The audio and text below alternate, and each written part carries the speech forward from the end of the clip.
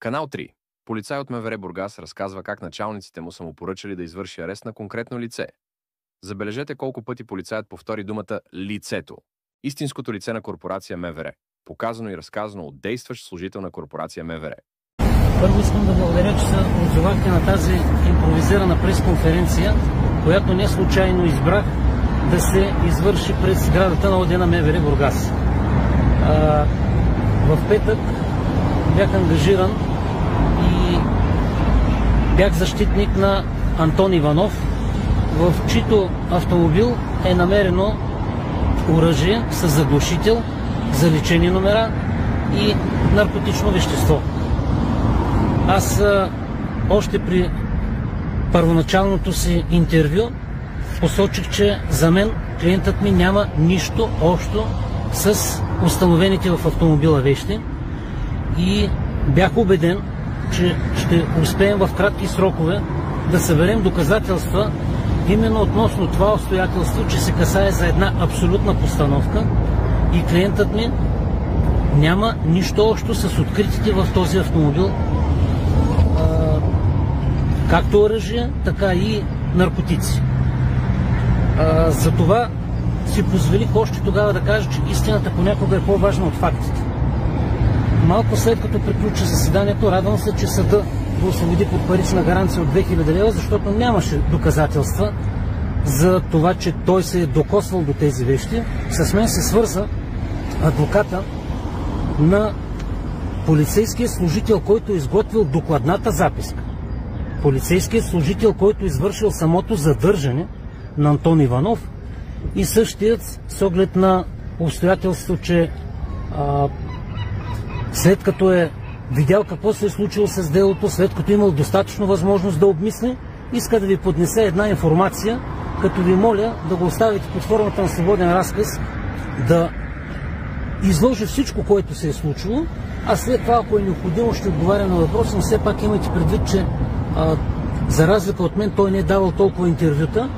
Нека да изчакаме да каже каквото има да каже. След това, ако има някакви въпроси, ще се постараем да отговорим на всички тях. Представям ви. Добър ден. Първо да ви се представя, казвам се Димитър Николов.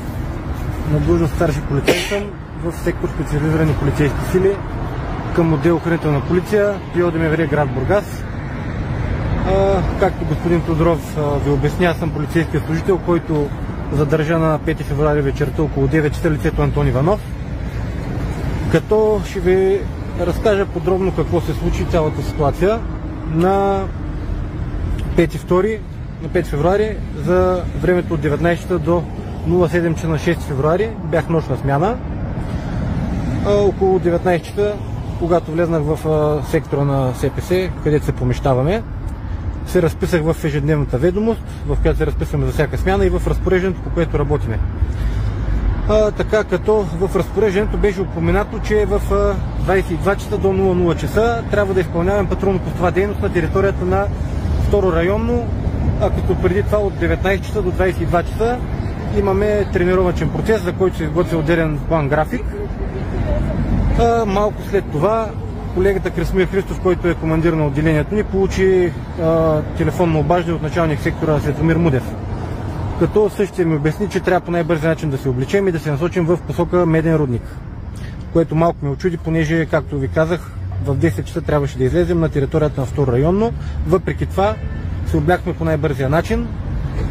Прикачване в колата, колегата ми показа чат по Viber, на който Светомир Мудев му е изпратил данните на колата, именно лек автомобил Volkswagen Polo с рек номер АЙТО 2126 Монтана Руси, син на цвят и снимка на лицето Иванов.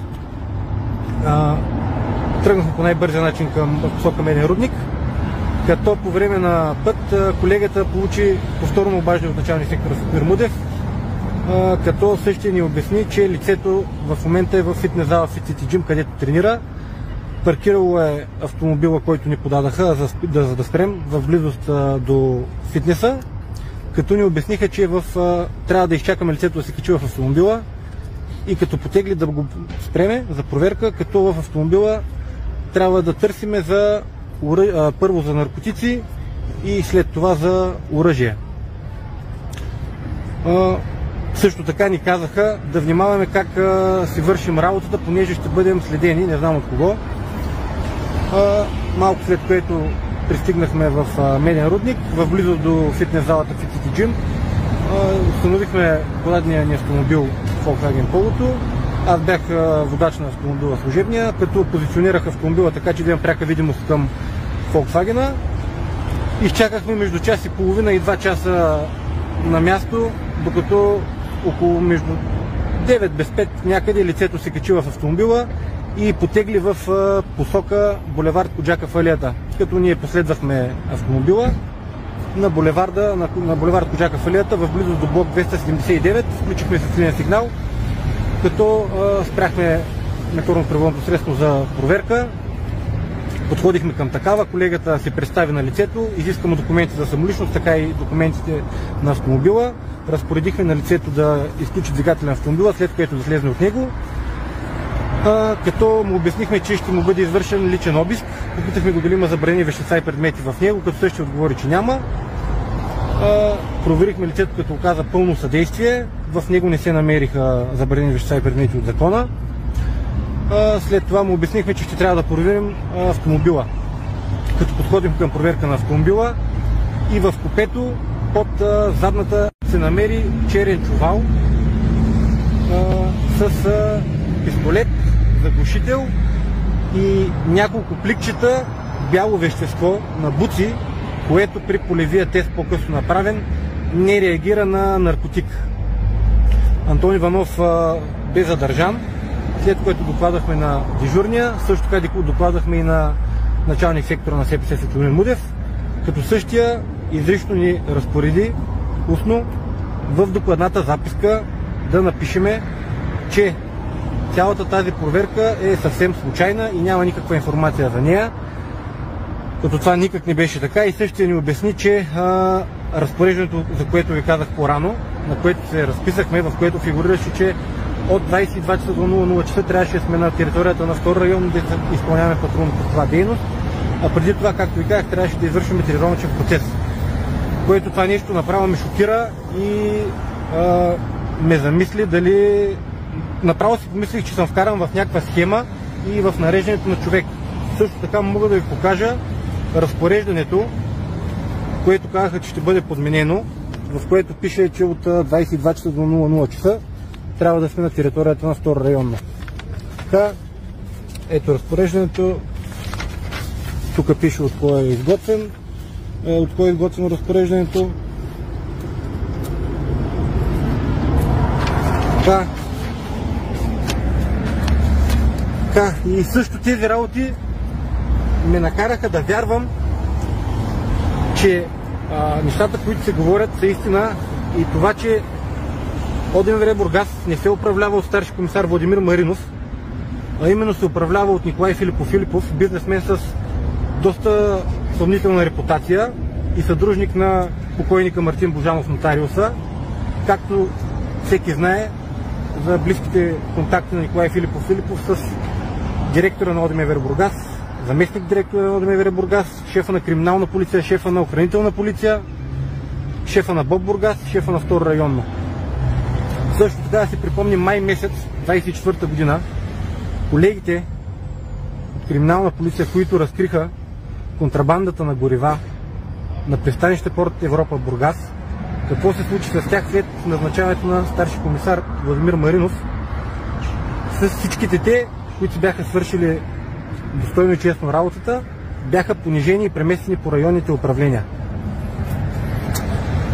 И именно от това искам да ви изкажа огромното си разочарование от системата на МВР и най-вече от областната дирекция на ОДМВР Бургас. Последните 6 месеца, както тези хора управляват, няма аналог в България по такива работи. Също така искам да заявя, че още днес аз от тук влизам в дирекцията, ще си подам заявлението за напускане от системата на МВР. Моля чрез вас за среща с министра на вътрешните работи. Също така ще си подам сигнал до вътрешна сигурност за цялата случка.